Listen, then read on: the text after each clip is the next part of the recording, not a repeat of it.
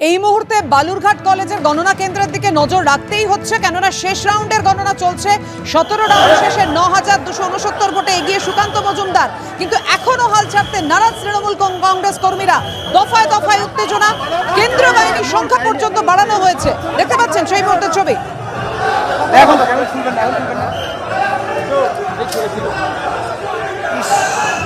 একেবারে এই মুহূর্তের আপডেট আমাদেরকে জানাবে কালুরঘাট কলেজের গণনা কেন্দ্র থেকে আমাদের প্রতিনিধি শিবাশিস মৌলিক। শিবাশিস, এই মুহূর্তে কি পরিস্থিতি?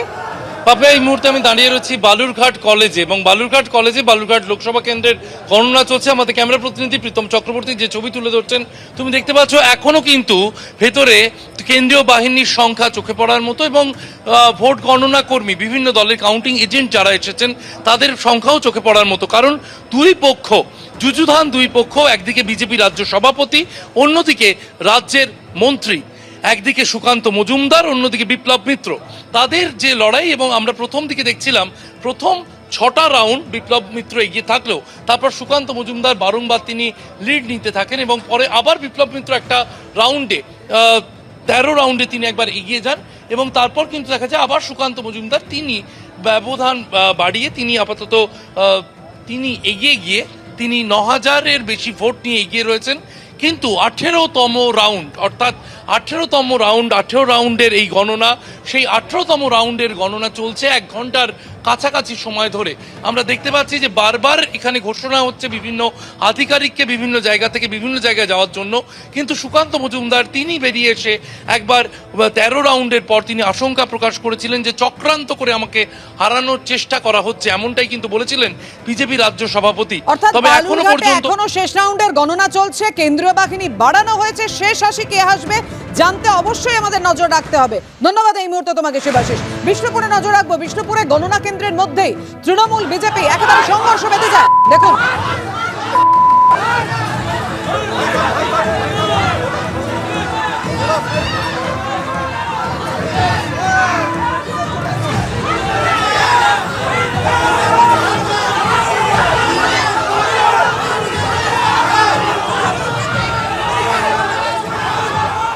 মমতা অভিষেকের নেতৃত্বে আস্থা বাংলার সবুজ ঝড়ে ফিকে মোদি হাওয়া।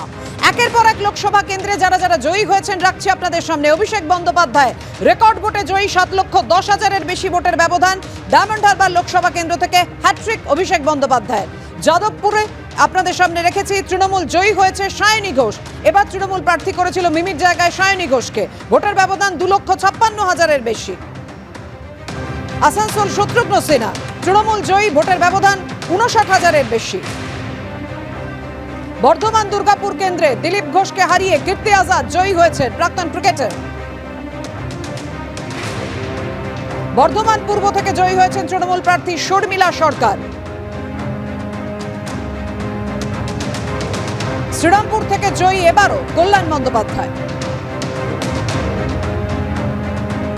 জঙ্গিপুর লোকসভা কেন্দ্র থেকে জয়ী তৃণমূল প্রার্থী খলিলুর রহমান। হুগলি রচনা বন্দ্যোপাধ্যায় লকেট চট্টোপাধ্যায়কে হারিয়ে জয়ী হয়েছেন রচনা বন্দ্যোপাধ্যায়। মথুরাপুর থেকে জয়ী বাপি হালদার তৃণমূল প্রার্থী।